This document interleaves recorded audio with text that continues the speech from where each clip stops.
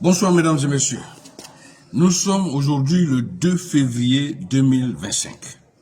Il était une fois, un 2 février 2024, la tension montait d'un cran.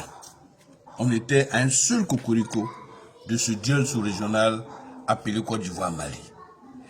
Aujourd'hui, 2 février 2025, nous allons faire comme si c'était 2024 pour aller à cette veillée d'armes pour certains. L'attente de ce match devenait une attente longue, même lourde, pesante. La Côte d'Ivoire retenait son souffle, le Mali également, toute la sous-région y compris.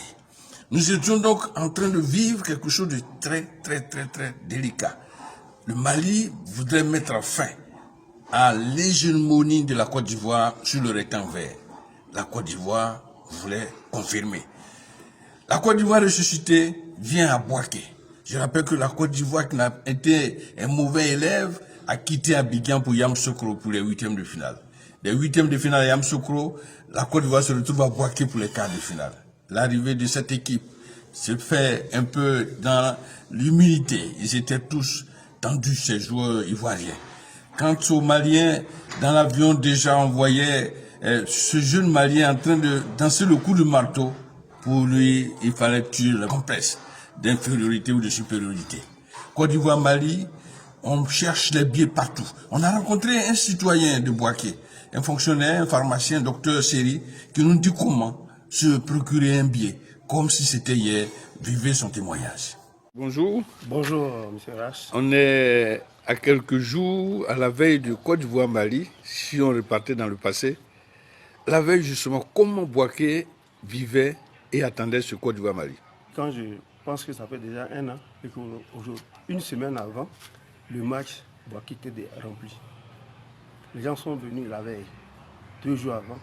Il n'y a plus d'hôtel ni à Bouaké, ni dans Béoumi, Sakassou, Botro, partout. Il n'y a plus de récepteurs hôteliers pour recevoir les gens. Les gens ont dormi dans leur voiture le jour du match, la veille du match, le lendemain. Quand le film, tout le commerce était rempli de voitures, les gens ont dormi dans leur voiture. C'est la première fois, depuis 15 ans que je suis à Bouaké. C'est la première fois que je vois ça. C'était un autre événement. C'était fantastique, c'était vraiment un événement qui a créé la joie dans Bouaké. Je pense que c'était un bon début pour le départ pour tout Bouaké, pour toute la région. Et vous qui étiez résident à Bouaké, 15 ans, vous l'avez dit, comment avez-vous fait pour avoir un ticket? C'était difficile. C'était très difficile. Ceux qui ont eu les tickets, ceux qui ont fait les réservations en ligne, ils ont pu avoir les tickets. Mais c'était très compliqué parce que tout le monde, 1 million de personnes, des demandes pour 40 000 places, vraiment c'était compliqué. Mais nous avons pu assister au match. Pendant ce temps, dans les rues, ces rues que vous voyez, un peu désertes, vont être débordantes d'enthousiasme et autres le jour du match. Ce jour-là, c'est le 3 février 2024. Le 3 février est donc une date à retenir.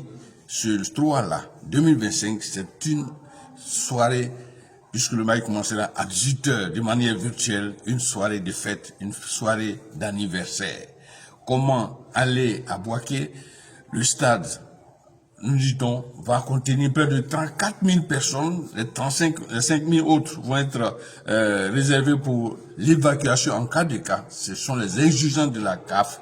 Mais à l'heure où nous parlons, ce 2 février 2024, il n'y avait plus de billets à Bouaké. En ligne, on n'en trouvait non plus. Et tout le monde cherchait le fameux sésame désespérément. Mais une chose est sûre, on est parti pour un très gros spectacle demain. Pour le grand show, demain. Pour l'anniversaire Côte d'Ivoire-Mali.